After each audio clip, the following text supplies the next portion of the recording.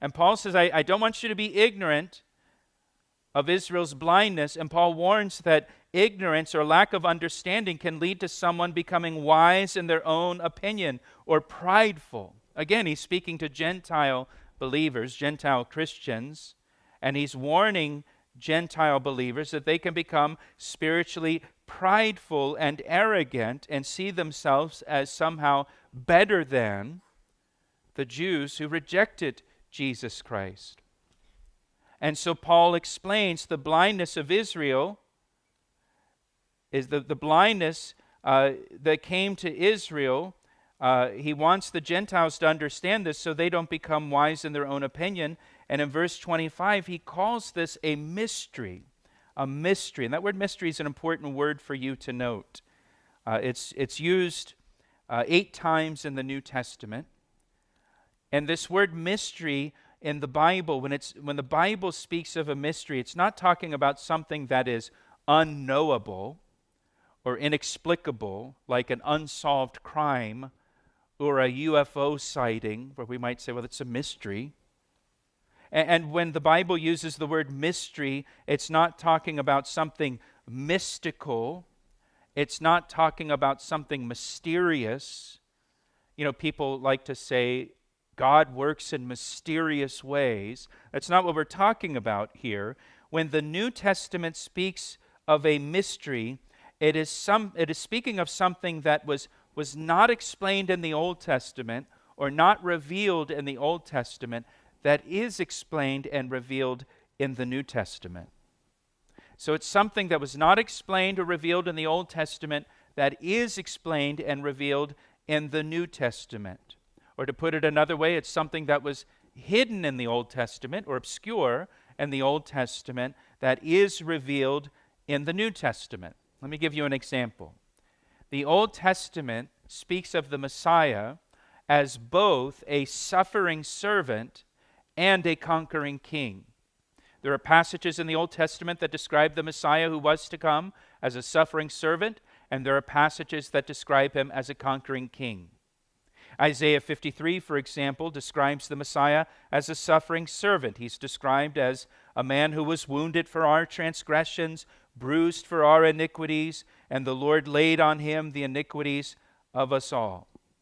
And at the same time, Daniel chapter 7 describes the Messiah as a conquering king.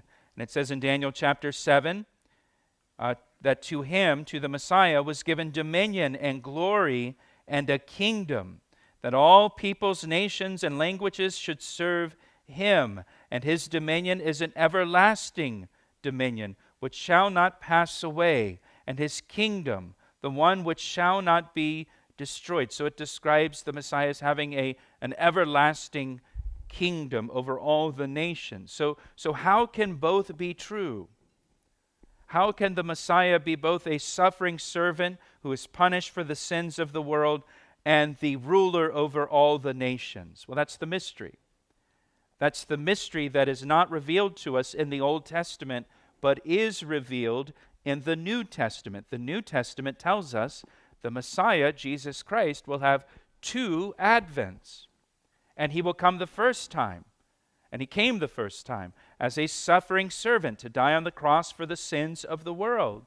He will come again a second time as a conquering king in power and great glory to rule over the earth as King of Kings and Lord of Lords. And so what was hidden to us in the Old Testament is revealed to us in the New Testament.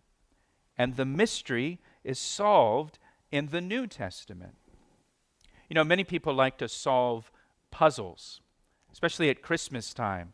Maybe you have a family that likes to have one big puzzle at Christmas time, you know, one of those 10,000-piece puzzles that you put out on the dining room table, and you kind of work on it the whole week of Christmas, and when you walk through the dining room to the kitchen to get a cup of coffee, you stop and you put a piece in the puzzle, and you like solving puzzles. Well, in the Old Testament, it's like you have all these puzzle pieces, but you don't see the full picture. And you don't see how all these pieces fit together. The New Testament shows us how the pieces come together.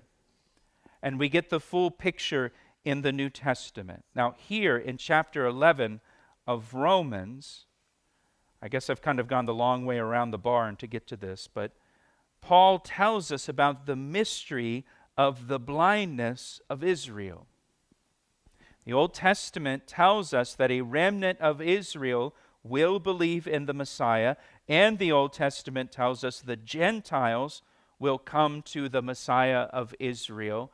But the Old Testament doesn't tell us how these two things will come together. That's the mystery. And Paul tells us here that blindness in part has happened to Israel so that Gentiles can be saved. But Paul tells us the blindness is in part. Please note that. Meaning, some of Israel has believed in Jesus Christ. Some of Israel have trusted in Jesus as their Messiah. Only part of Israel has been blinded. Not all of Israel. Again, Paul made this point earlier in chapter 11. And the blindness, in part, has happened to Israel. Look what it says, until the fullness of the Gentiles has come in. And that word until tells us there's a time limit to Israel's blindness. Israel's blindness is not a total blindness. It's a partial blindness. It's not all of Israel. It's only part of Israel. And neither is Israel's blindness permanent. It's temporary. God has set a spiritual blindness or a stupor upon Israel until the fullness of the Gentiles has come in.